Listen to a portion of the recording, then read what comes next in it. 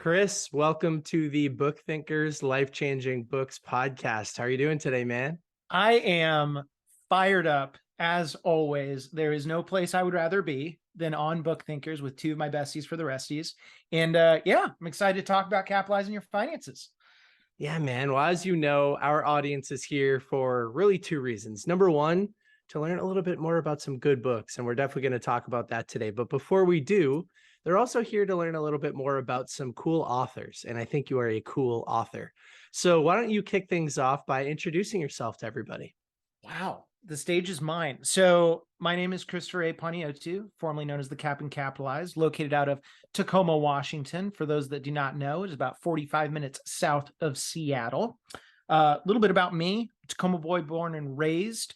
Went to the prestigious University of Oregon, was in and out in 3 years, and jumped into the world of financial planning and wealth management.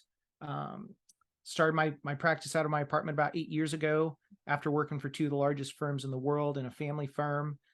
Formed Capitalize Your Finances, my business, earlier in 2022, which was inspired by a lot of my followers that are capitalizers on my podcast, Capitalize Your Finances. And then everyone said, Chris, you've got to write this book. I'm like, God dang it. Okay, fine. I will do it.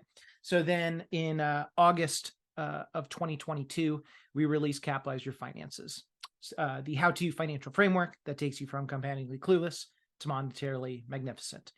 And so that's really me. And then outside of that, I'm a family man, married to an amazing wife, Stephanie, my infinitely better half. We are welcoming into the world a baby girl, January 27th, 2023-ish, because she may come a little earlier or she may be fashionably late. Super into health and fitness. Outside of what I do, I do drug-free bodybuilding, used to do some powerlifting, and now I'm just trying to be holistically healthy because with a little girl running around, you need to wrangle that rascal. So that is my bullet point nutshell of who the Cap and Capitalize is. Well, but before we get going, we just need to just spend like 1 second on your last name. We have gone back and forth about how to pronounce it correctly, and then however you just said it is not even close to what I say. Yes. So very simple. You got to break it down into 4 chunks, which is not an attractive descriptor, but it's the best one I've got. So Panagiotu. So pawn, like chess. Like I'm super confused at your last name. Yo, like what's happening. 2, like dose. Panagiotu. Once you get it, you'll never forget it. Panagiotu. There it is. There we go. There it is. Not as hard as Gifford, but yeah, it's close. Now I've got a couple of questions about you and your routines. You mentioned you're really into health, drug-free bodybuilding. You've got all of these amazing things going on. What's your morning routine like? I mean, you have so much energy. It jumps off the screen. I'm sure it jumps into the mic as well. Tell us, what's your morning routine like? What do you do to get the juices flowing in the morning? Yeah. That's a loaded question. It always depends on the day. So up until earlier this year, it was 6 days a week, relentlessly getting up at 5 a.m., saying my morning prayers. I'm a man of faith. And then having my shake. And we were blessed to put our own commercial gym in our garage. And so by, let's say 5:30 or 6, I am out there clanging and banging.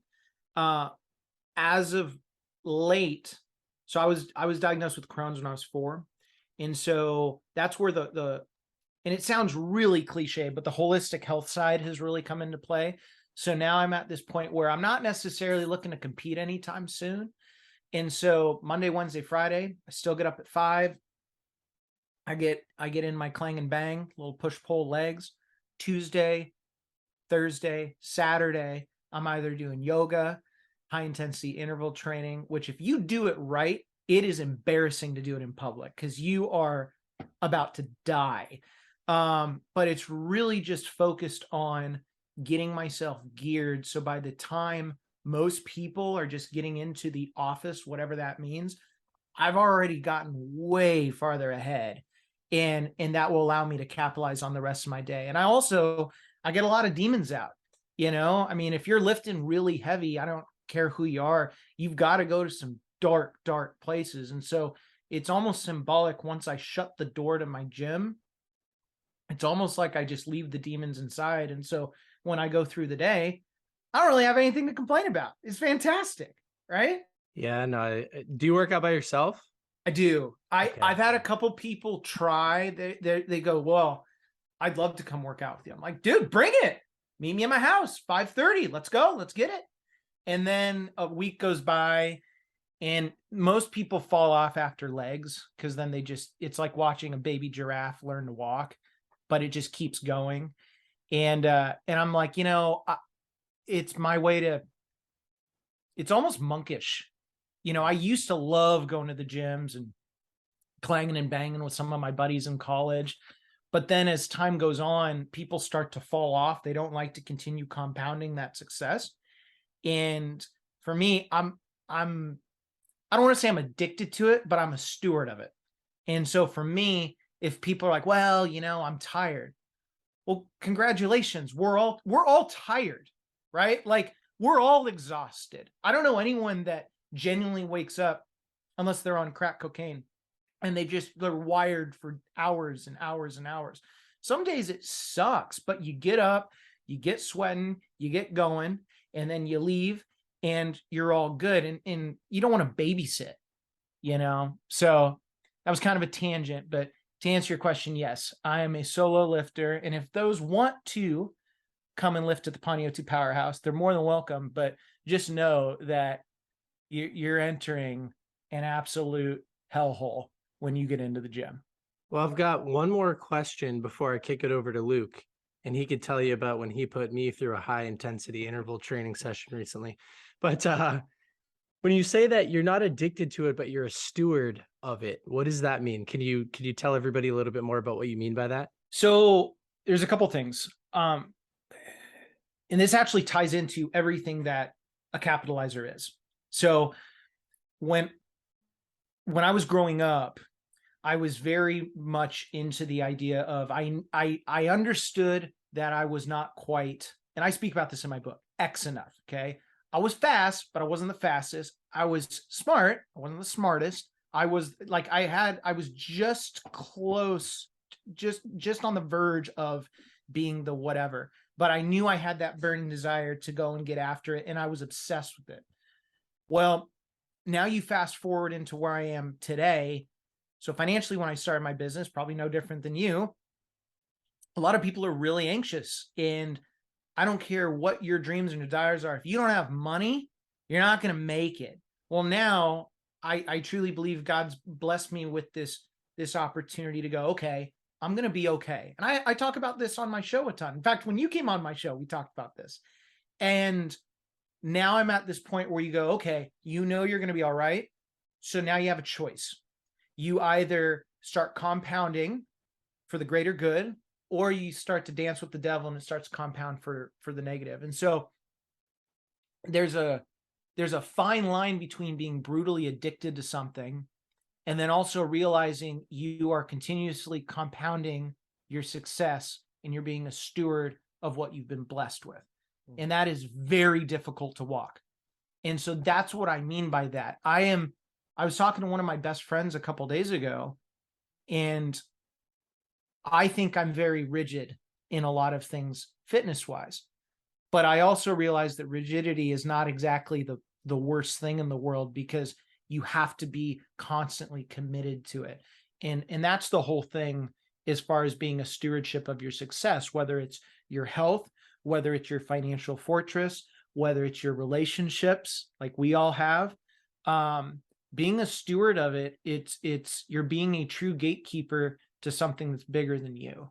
Reminds me of what Sharon Lecter said to me one time. She said, by the way, she's the original sort of author of Rich Dad, Poor Dad before Kiyosaki well, I guess they built it together. We'll talk about him in a few minutes. Yes. But she said, listen, I don't have to work, but there's more work to be done. And she's on this earth. She's got the resources. She has the know-how. She wants to go out and use it to be a good, beacon of God's light. So yeah, I'll kick it over to Luke. Well, I've got a lot of questions, but first I'll share a little story about our high intensity training.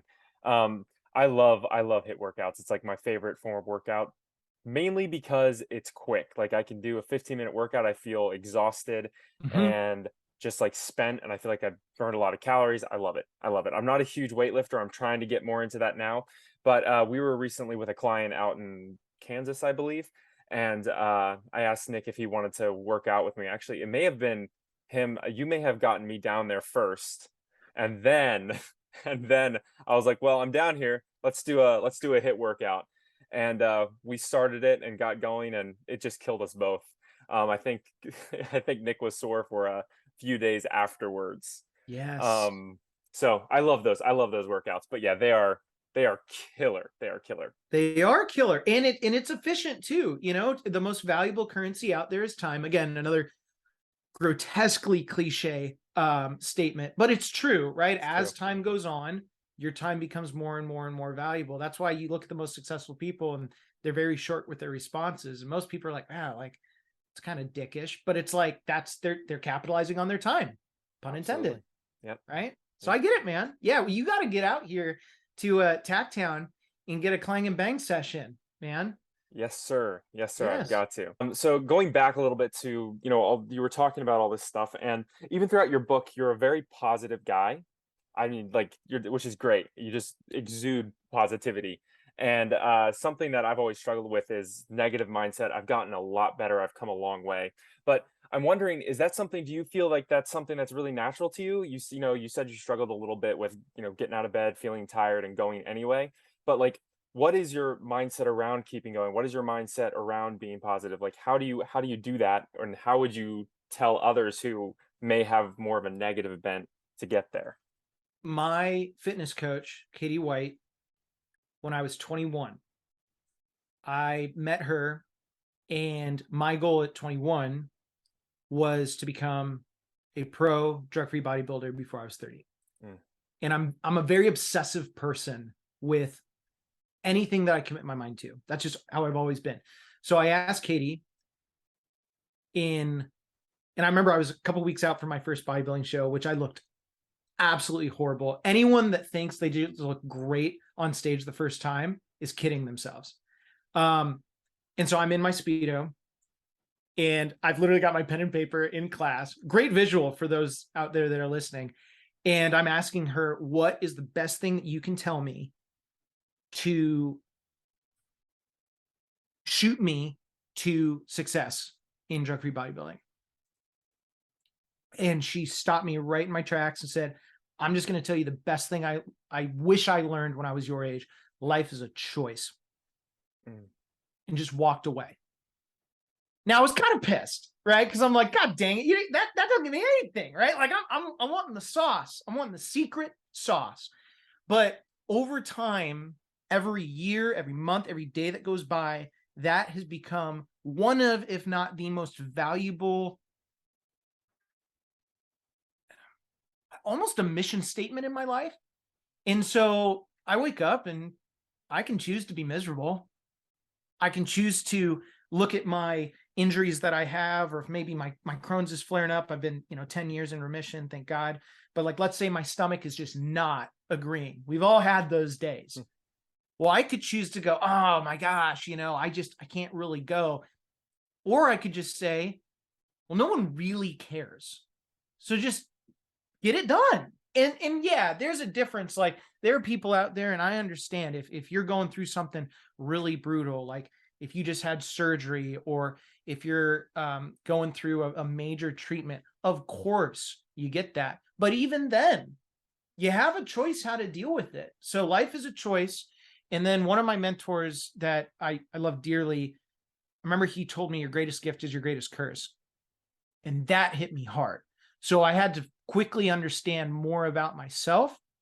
And then once you figure out more and more about yourself as life goes on, you combine that with choosing. It's just an on switch. You just turn on, I'm going to be positive about it. And also naturally, that is just kind of who I am, right? Like, life is too short to just be boring and sad and miserable. And, and it goes by quick. So why waste it being miserable and sad? Cut the fat, man. Yeah, man, I love that. Life is a choice. Mhm. And that's something that I've been, yeah, that's a great way to sum up what I've been working on for the last, 20 years, 28 years, however long I've been alive. Yeah. Life is a choice, getting up and being positive, and it really helps to surround yourself. I mean, I forget if we've talked about it now or we talked about it earlier, but surrounding yourself with the right people, which has just really upgraded my mindset. Nick, did you have something you wanted to say? I was just going to say, I heard a great quote recently, which was that we all have the choice to view every situation in life through the lens that will benefit us the most. Mm. And that's typically a positive, uplifting way. You can also choose to view every situation in life through the lens that will hurt you the most. And unfortunately, that's what most people do. But when you think about it like that, it doesn't make much sense.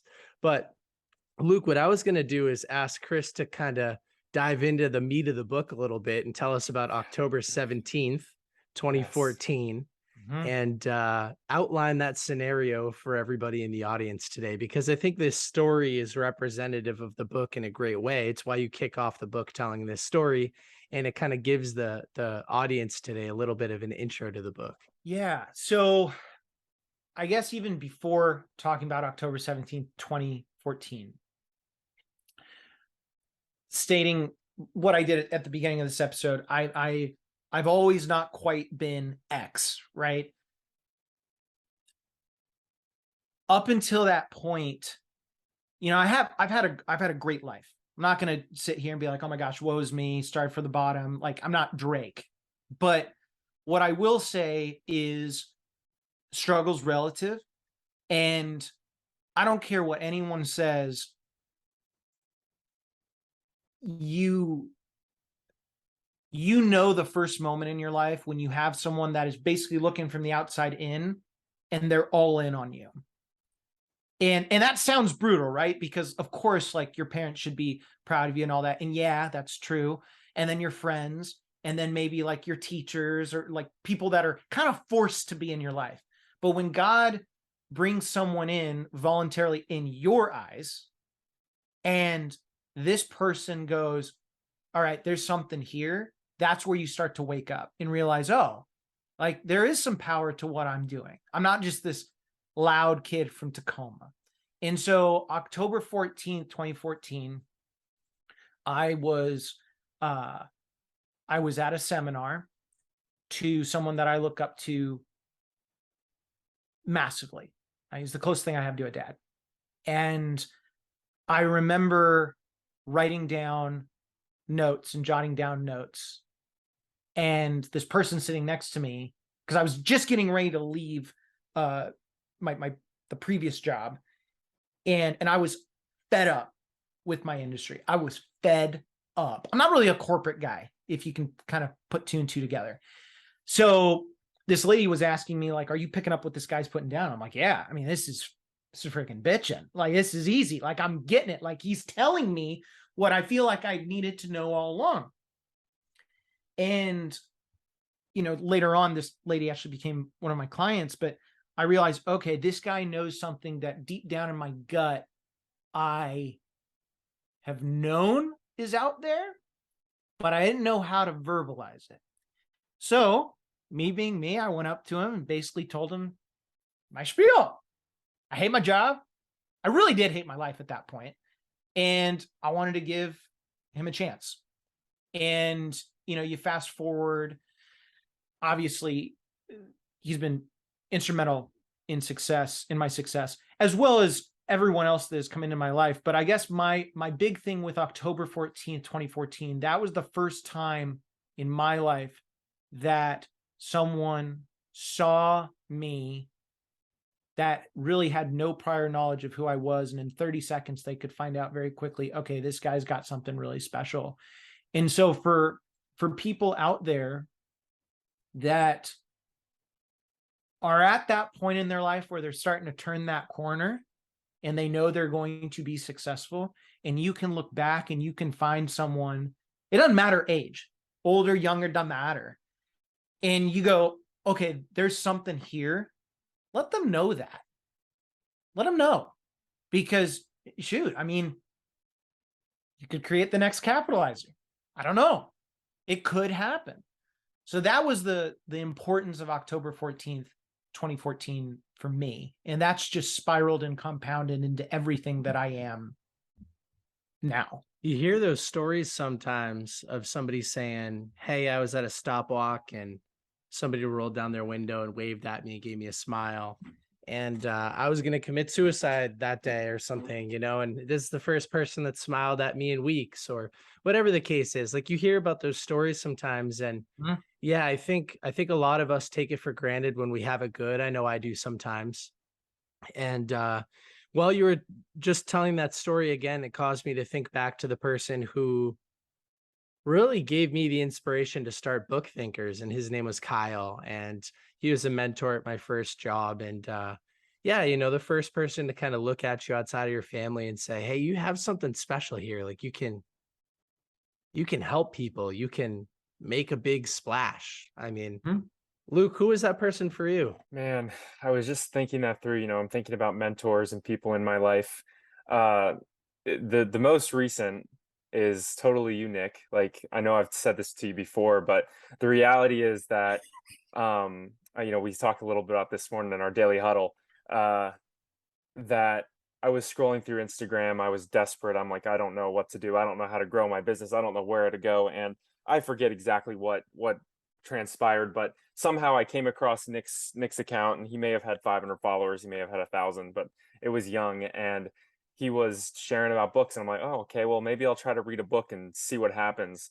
And the first book I remember very well reading was it's a really simple one, but it was, for me, it was very life-changing, which was Start With Why. And I think I saw it on Nick's profile, but I could be wrong about that. But like, Nick is the one who got me into reading, and reading really just it's completely changed my life. It's like 180 difference. Like, I am a completely different person than I was 5 years ago. And yeah, so you're that person, Nick, scrolling through Instagram. It's crazy that doing something that's so mindless and not, like, in a lot of ways not even helpful, but there was a glimmer of hope on that platform that just really helped me. So yeah, you're definitely that person, Nick. Oh, well, thanks, man. It reminds me of the first sort of call to action in your book, Chris, which is all around purpose, right? So Simon Sinek's Start With Why is all about defining your intention for existing. And that's sort of what you help the reader with in the beginning of the book, right, Chris? Yes. And this is where, kind of segueing into the meat and potatoes of the book. This industry can get on my nerves. Okay. I love what I do, but they make it so complex. And it doesn't need to be. And I can't remember which one it was out of the two of you. I think it was Nick, when I was talking to you, and I said, my big goal in life when it comes to people's money is to kick a field goal right up the middle. So on one side of the flagpole, you got the art, and on the other side, you got the science. And it's been interesting because before I wrote the book, I was trying to find kind of like the go-to guide as far as like simple financial literacy principles, but also not to the point where it's like so simple where it's like a Bob book, right? Where there's like 3 pages and a picture. Like, we got to have some more meat. So you see a lot of these people in our industry, like the academics, I've had a ton of them on my show, and they're super science-based, but they have no soul. I love these guys, but they have no soul, right? And then you've got like the art side where people just dive in to follow your purpose and your dreams, and then 45 minutes goes by, you haven't learned anything. You've got nothing. So I said, all right, there's got to be a blend here, because everyone does have a purpose. That sounds so gross coming out of my mouth, but it's true. Everyone does have a purpose. And so when I wrote the book, and you're capitalizing on what is your purpose, you're really setting the stage of, okay, now I know what I have been put on this earth to do. And then you go through all of the academic side or scientific side of things, but you're always going to fall back on the stewardship of your purpose. Okay. And for those of you that are listening, like, what is he talking about? Just go buy the book. It's really easy, but it's neither here nor there. So you start with the purpose, and then as time goes on, you start to build these black and white checks and balances of things that you need to do. And then over time, once you've capitalized today, then you start to capitalize tomorrow, then you capitalize retirement, then you capitalize your legacy. Notice, and I know you guys have noticed it because you've read my book in depth, once you start capitalizing your legacy, it all funnels back to what that purpose is. I mean, it's kind of like modern day Lion King. It is the circle of life. It's beautiful. But then it's the balancing act of, okay, I keep building my knowledge, building my knowledge, building my knowledge. I become obsessed with it. That is what a capitalizer is all about. But then I'm doing all of this for the greater good of my purpose. And that's something that I think is a nice blend. Hopefully when people read the book, they feel really good. Like Luke said, right? I'm a positive guy. I try to be. But then they also walk away and they go, oh my God, like there's some good stuff in here. Like I knew some of it. Yeah, there's some backing with some academic brilliance, but there's some good stuff. And then you just walk out of there and you're done reading the book and you're like, I just want to punch a metaphoric hole in the wall because I'm so fired up to capitalize on my finances. That's the whole thing about the purpose. It's not just like, oh, here are your goals, your dreams. No, you grab that sucker by the throat and you yank it into the most successful way imaginable. Yeah, I'm all about clarity and clarity of purpose. It's something, it's funny, my personal life, I'm struggling with like figuring out, oh, what's my purpose? But I wholeheartedly agree that you need a clear vision for your future and where you're going. And the more successful people we interview, the more people we talk to, the more I realize that is so true and it's so important. Do you mind sharing your purpose in life? Do you mind sharing that? Yeah. So there's mine, and then there's also Stephanie and my family's. Okay. And mine, and I actually got inspired by one of my really good friends, Josh Dunn, founder of Premier Media Group, a really amazing brand locally in the Tacoma, Seattle, Bellevue area. I remember I was at wasn't really a networking, yeah, we'll call it a networking event 4 or 5 years ago, and he was speaking about it. And one of the things that he thought about was being very active, like setting an hour aside and going home and actively thinking about what your purpose is. Now, you guys both know this, and listeners probably have figured out I'm pretty black and white. So there's not a lot of gray with me. So I'm like, okay, well, he's done really well. He's a good buddy. I'm going to go home. I'm literally going to set my timer for an hour. I'm going to stare at a wall, and I'm going to figure out what the hell my purpose is. And I remember a half hour in going, admittedly, this is kind of stupid, right? Like I'm literally alone in my apartment, very sad. But then I kept digging deeper and deeper and deeper. And I don't care who you are, you've got an amazing set of principles within you. You just need to really think about it. And so for me, I realized, oh my gosh, my purpose is to not only be a steward of my character, but to continue to inspire those that also aspire to be great. Because that's what it's all about, right? Like, why am I talking to the two of you and all of your listeners? I want these people to do well.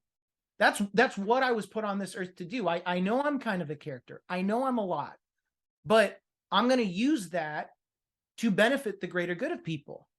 When it comes to my wife, we try very, very hard, and our purpose is to not only to continue to be a steward of our success, but then that flows into our community. Because let's think about it, right?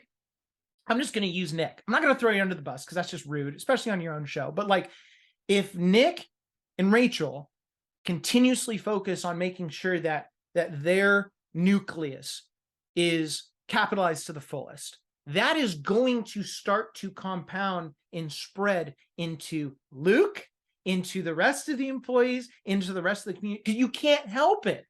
It's like a corporation. The best corporations out there, if you invest in it, which there may be another book on the horizon, plug, but I digress.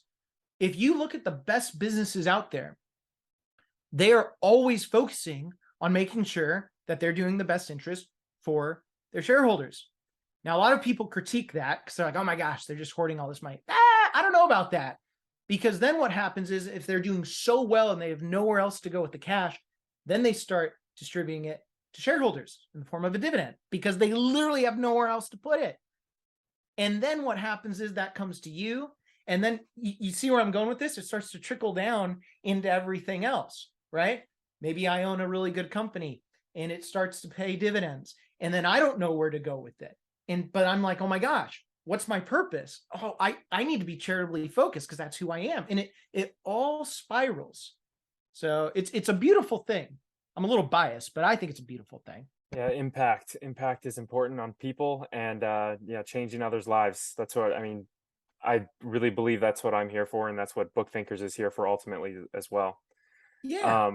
Yeah, for sure. So, your book is all about finances. I mean, not all about finances, but it builds on finances, capitalizing your finances. I've loved getting to learn. I didn't grow up learning finances at all. I knew nothing about finances. I learned the hard way of debt. I've learned the hard way of credit card debt that I didn't pay off because I didn't have enough money, et cetera, et cetera. I learned the very, very hard way.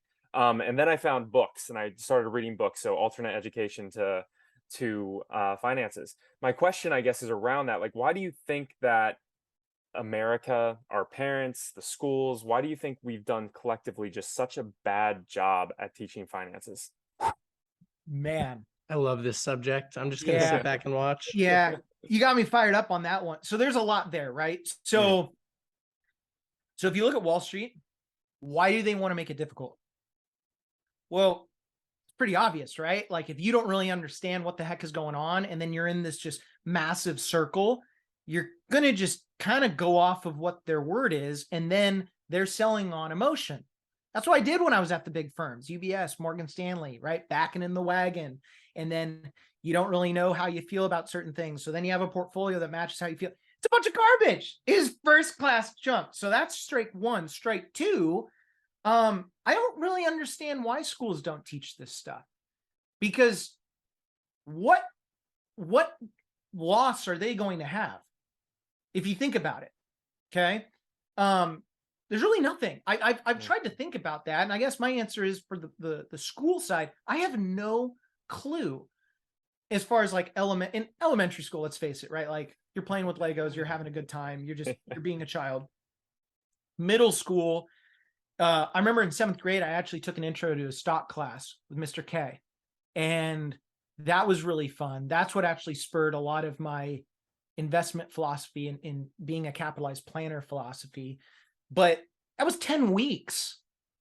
You're not going to become a master at finances in 10 weeks. You're not going to be a master at anything in 10 weeks. So, and then through high school, there was nothing. There was an econ class, but then I wanted to take it and it got canceled. And then in college, it was really fascinating because a lot of these teachers, they graduated and they went straight into teaching. Now, there's nothing wrong with that for the teachers out there listening in. Okay. I am all about furthering education, but there's got to be something to say, hey, I've got practical experience here. And so let me just teach you the real world stuff. And I think it's a combo of a lot of people too want to hide behind what has been consistently given. And as you could probably imagine, I don't like that. So for me, it frustrated me because a lot of people, and here's another one. Here's another one that's huge. Now, you guys know this about me already. For listeners of Book Thinkers, I hate Googler questions. So what I mean by that is people will go like, is a stock good? Is a bond bad? Is debt good? What's the best savings strategy? And I'm like, no, that is so not right because you haven't even built up the framework about it. And a lot of people want the easy answer. That's another huge thing, right? Most people are lazy. Okay. It is what it is. And that could mean about specifics or just in general. Like for me, I'm really lazy with admin. That's why I have my amazing teammate, Betty, because she's really good at admin and I hate it. So I outsource it. Or I'm really lazy with trying to fix things in the house. My wife is actually much more of a handy person than I am. She can fix a toilet. I struggle flushing it, let alone fixing it. And so a lot of these people don't want to put in the hard work about financial literacy. They just want to go to Google and they want to Google in, is this good? Is this bad? And that's magically it. So it comes down to a combo of Wall Street doesn't want to teach it, or they don't want you to know it. Teachers don't want to teach it because maybe a lot of teachers don't want to reveal that they're maybe not the most financially literate people. So how can you teach something that you suck at? And then you have the icing on the cake, and everyone wants the easy way out. The most successful people bust their ass in everything, even the stuff they suck at. And so I think it kind of comes down to the market. Like, capitalism's pretty black and white. They're going to provide you what the people want. And if the people don't want to work hard at it, well, they're not going to get it. And so going back to my book, I tried to make it very black and white and easy. And over time, you're going to have to put your big boy pants on and really buckle up because we're going for one hell of a ride. But at the end of it, my hope is people can look at this and they might not even need someone like me. You see what I mean? So is the target reader for your book somebody who's upset with their current circumstances? They're not feeling fulfilled and they don't understand the basics of financial literacy. And so your book kind of gets them to a place where they can be more fulfilled, understand why they're here, what their purpose might be, and then have the financial frameworks to go execute against it.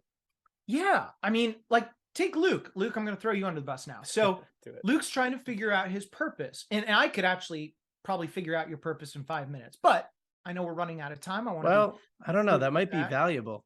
Right? Well, so let's think. Okay. So let me rip through it, right? We'll freestyle it. So Luke, you've told me a little bit about yourself. You got 3 little ones. Okay. You've got an amazing wife. Okay.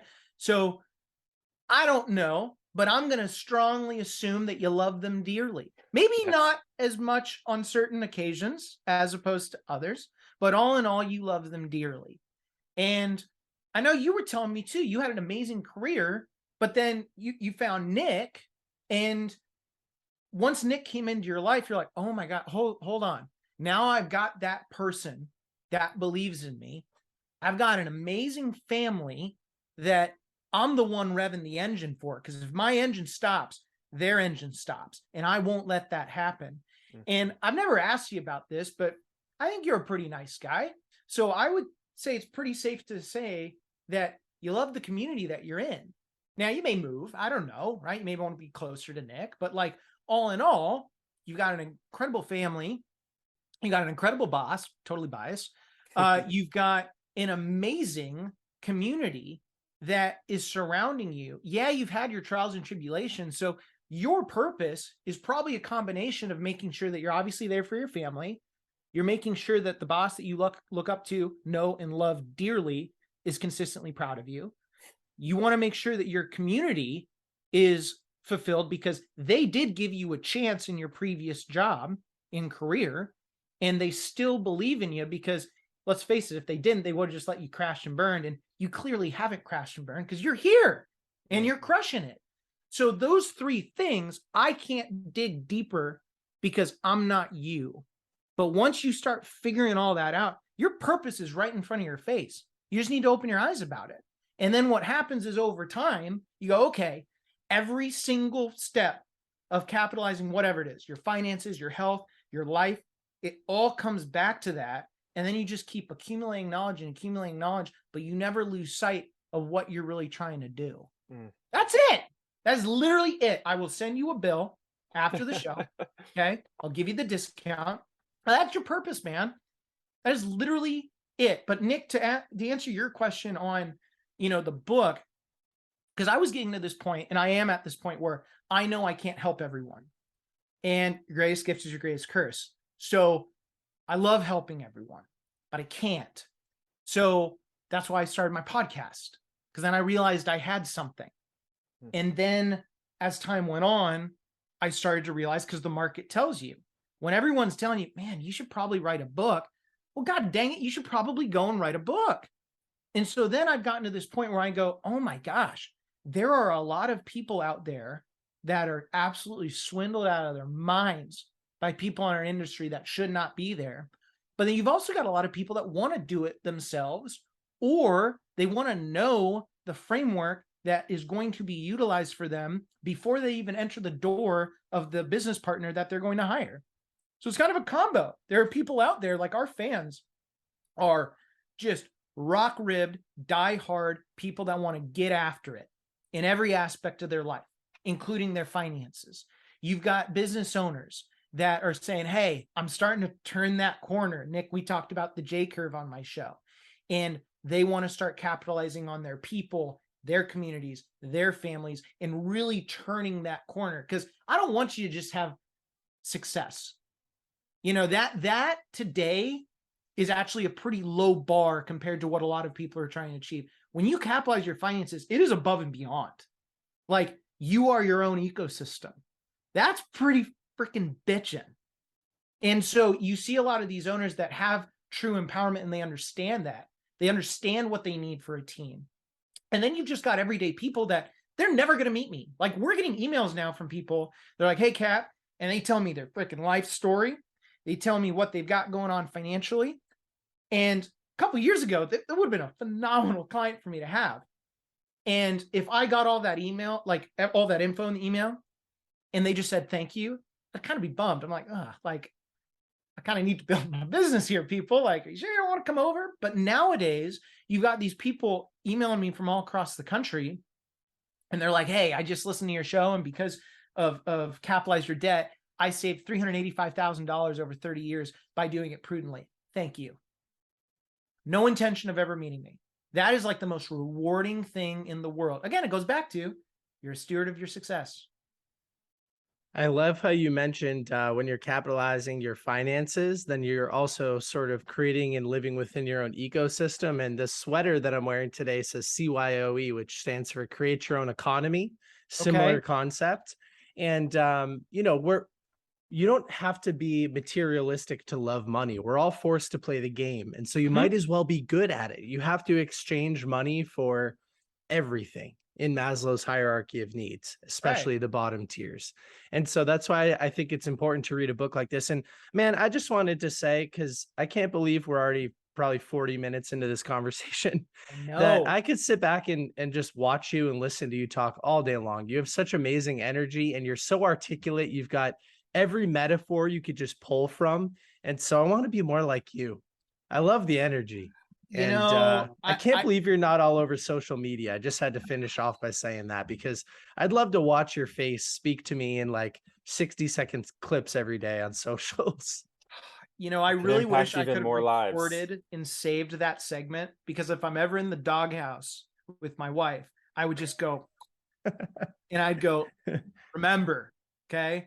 Or anyone. But all seriousness, man, I do appreciate that. And you guys know my whole spiel. I mean, one bummer with our industry, and there's no such thing as a perfect industry. Okay.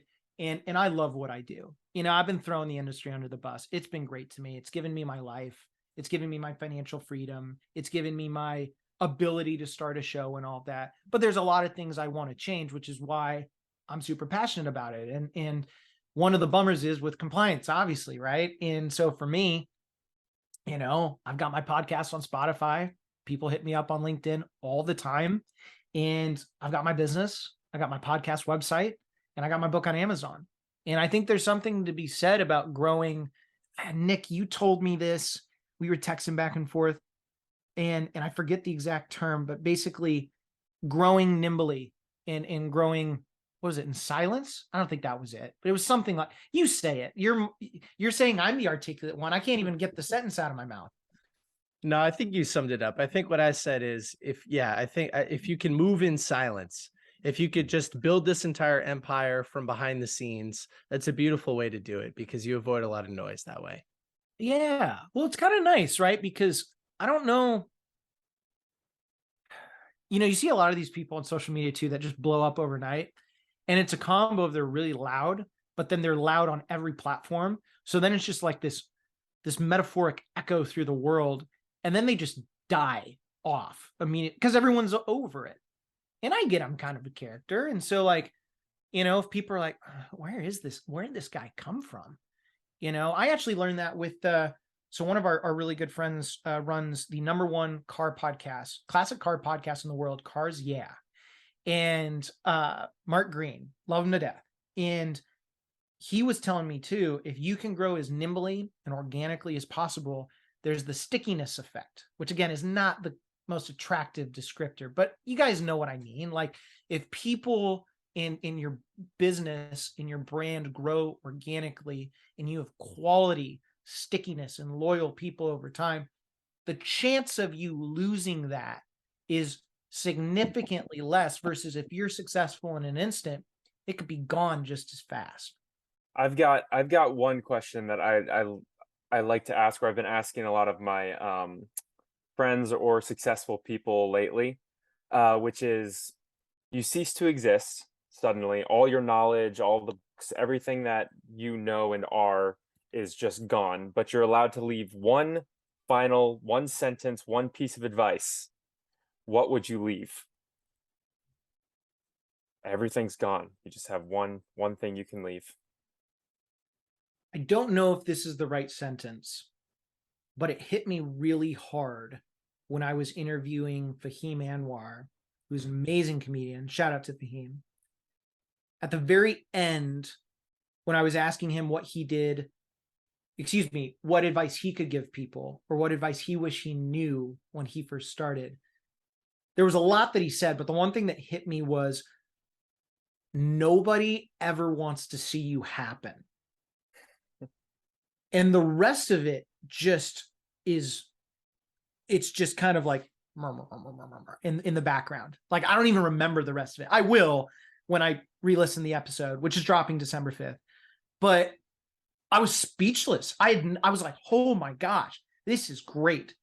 And, you know, I don't know if that's the best answer, because if everything just ended and you're gone, but at the same token, if you are very prudent and you are very intentional with everything that you're doing in your life, going back to being a steward of your character and a steward of your success, you'll never really go away.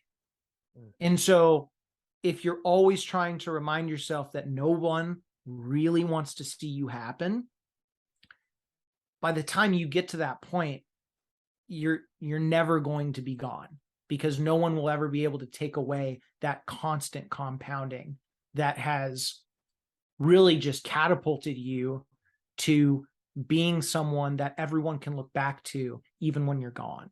Well, relating that to the prior point on social media, when people ask me, who do you aspire to be like in the future? I always say the first name that comes to mind is Tim Ferriss. Tim Ferriss is somebody that you wouldn't recognize unless he's truly changed your life. He's famous, but only to the right people. And I like that idea of moving in silence, building in silence. But if somebody stops you at the grocery store, it's not because they want to take a picture because you're famous. It's they want to take a picture because you changed their life. And I think that's the coolest thing. Yeah. Yeah. But that's so hard to do in practice, because I get it. Like, you know, I'm not going to go into some examples I'm thinking in my head, but there are a lot of celebrities out there that you could look at and go, okay, I think originally their intentions were pure, but somewhere along the line, Oh yeah, you're dancing in gray and money gets involved, and money always gets involved. Okay. And it goes back to a choice. Did they choose to keep doing what they were originally out to do, or are they able to be phenomenal marketers and kind of dance in this world of gray because they've locked on to all these people that look at them almost as a god, and they can basically milk them dry? And that's really tough on the celebrity side. If someone is trying to come up to you, because let's face it, fame is kind of cool in theory.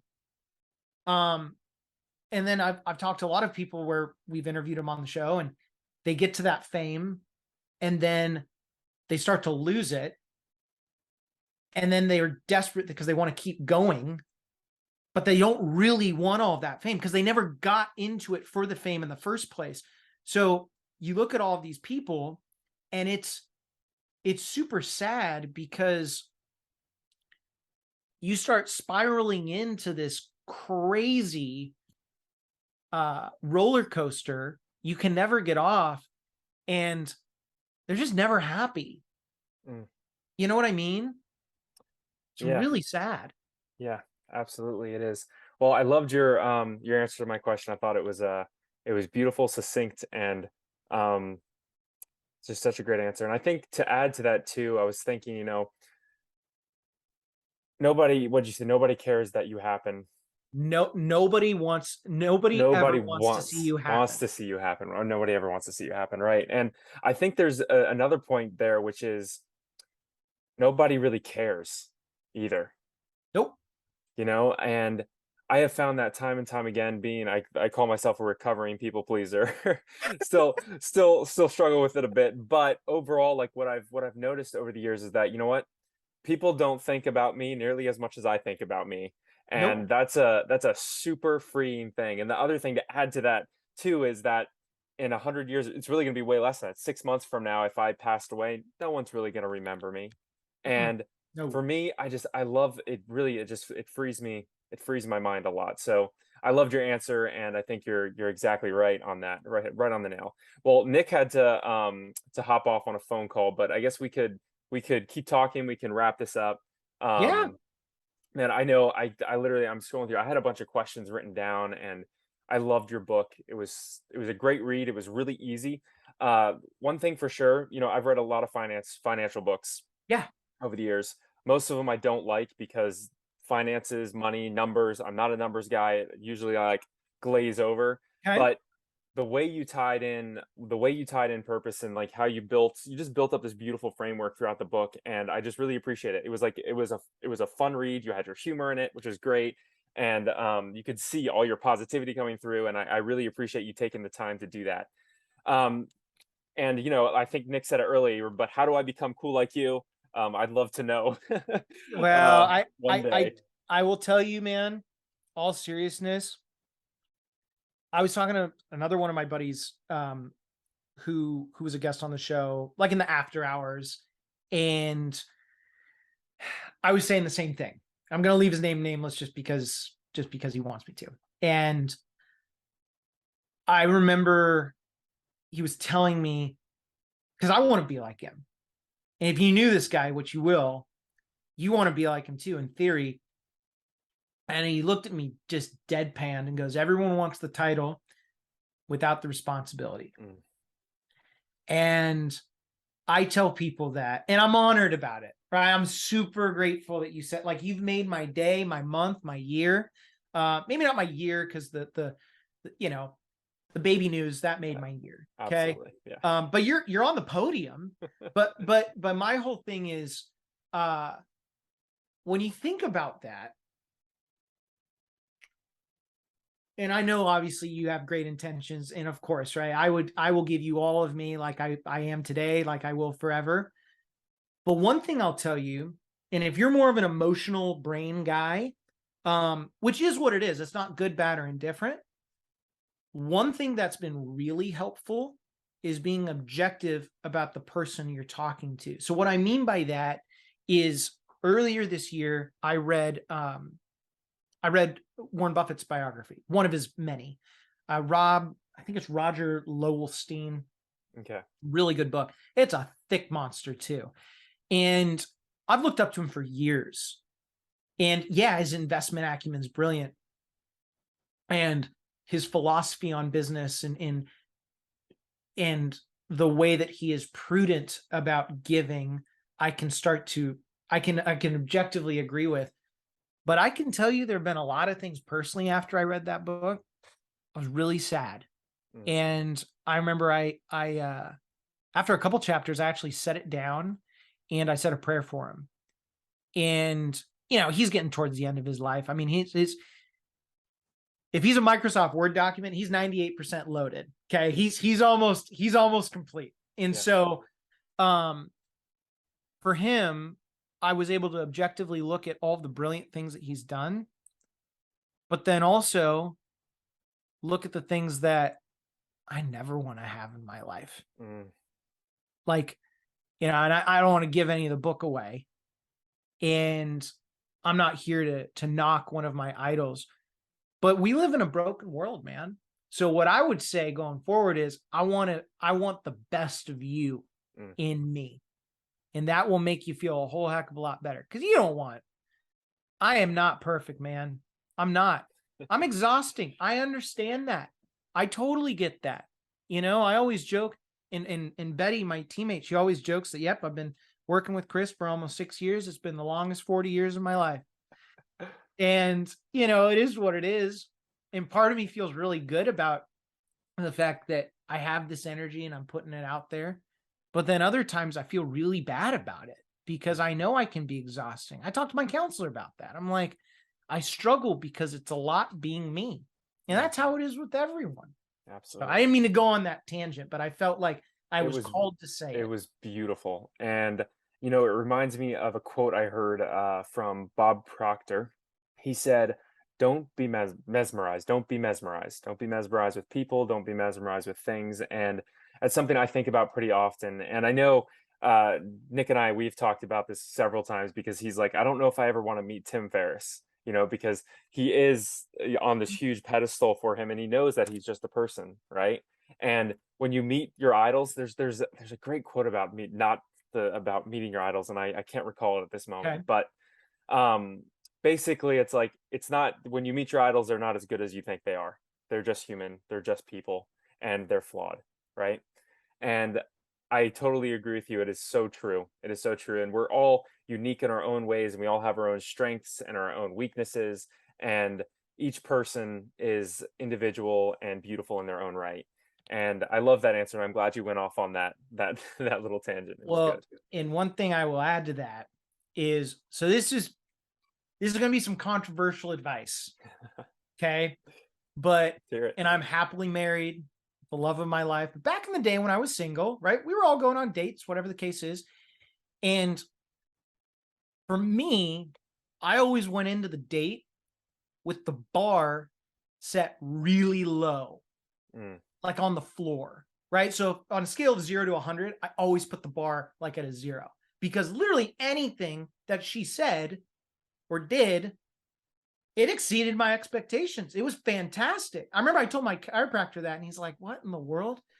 And I go, yeah, because then it's a numbers game, right? If you're at 0 and she scored a 20 out of 100, she exceeded your expectations by 200%.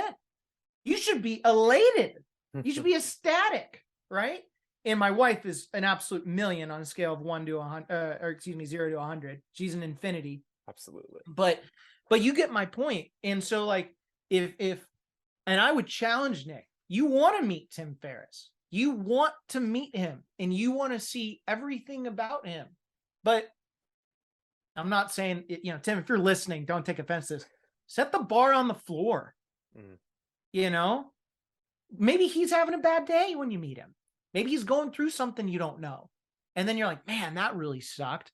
But then you realize, oh, wow, maybe he had something really grotesque happen, like he had a death in the family, or maybe he had to let go his longtime employee left and took a ton of business away from him. Or, you know, maybe his kid, you know, got beat up in school or something. I mean, to laugh, but like, I'm freestyling here. Yeah. And, you know, anyone out there that's looking to really meet these people and truly network and get them on shows and, you know, get on their shows or whatever, just accept the people for what they are, you know, just don't tell them that, you know, you exceeded my expectations, but I set the bar pretty low coming into meetings. Yeah, you know, I think that's another thing that we can do in life just generally. You know, if you get up and you expect the worst, there's something in stoicism about that. But if you get up expecting the worst, like it can only go up from there, right? And I love that. So I guess we can start wrapping this up a bit, but Sure. If you're wanting people to find out more about you, learn about your book, where should they go? What should they do? So if you're trying to find the book, of course, go on Amazon, type in Capitalize Your Finances, the how-to financial framework that takes you from compoundingly clueless to monetarily magnificent. Snag this copy. It's $19.99. Even though we are in a recession, Most people have got 20 bucks set aside. If you're really cheap, you can even buy the Kindle version. In some cases, get it for free. Okay. Now, if you're really cheap and you just want to hear everything that I have for free, then head on to Spotify, look up Capitalize Your Finances. You will find me. We have new episodes every other week. And if you're really wanting the cap and capitalized in your life to truly capitalize on your finances, you can head over to capitalizeyourfinances.com. You can hit us up. Betty will answer the phone. She is my gatekeeper. And if you are truly as cool as the other capitalizers out there, I'll help you out. But start with heading on over to Amazon.com, snagging the book, give it a 5-star, please. Okay. Help me out here. I got to afford my daughter somehow, and I would greatly appreciate it. I love that. Well, thank you so much for being on our show today, Chris. You have been an absolute joy to listen to. And like we've said a few times already, we could go on probably for, a couple more, 3 more hours pretty easily with you, Absolutely. which is great. I can't wait to continue to get to know you better throughout the years. I know that we're gonna be good friends going forward. So appreciate your time, and I know Nick would say the same thing if he was if he was still here. Yes. So I appreciate you. Thank you. Absolutely, man.